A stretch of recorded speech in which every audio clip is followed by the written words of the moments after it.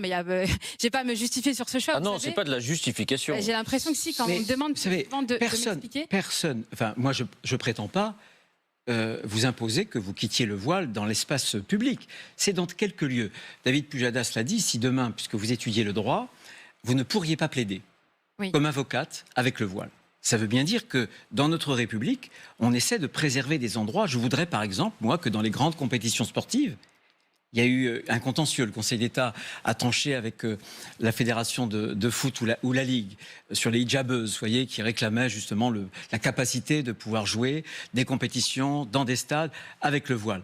Ben, moi, je pense qu'il y a quelques endroits, vous voyez, où on essaie de préserver les choses pour qu'ensemble, finalement, il n'y ait pas trop de signes distinctifs. Mais je ne sais pas si vous avez lu cette décision du Conseil d'État, mais ce n'est pas du tout question d'endroit. Ce n'est pas ça qui justifie cette décision. C'est le fait. C'est le règlement. Finalement, voilà, c'est ça. C'est la possibilité, oui, mais c'est la possibilité d'inscrire cette règle dans le règlement.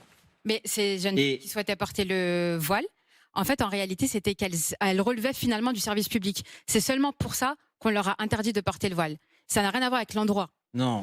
Mais moi, là, on s'écarte un peu du sujet parce que moi, je voulais vraiment rester sur le port du voile à l'université et sur les mères qui accompagnent leurs enfants en sortie scolaire. J'aimerais comprendre parce que vous nous parlez de menaces et depuis tout à l'heure, j'entends vraiment des mots comme ça qui font peur et qui suscitent beaucoup d'émotions.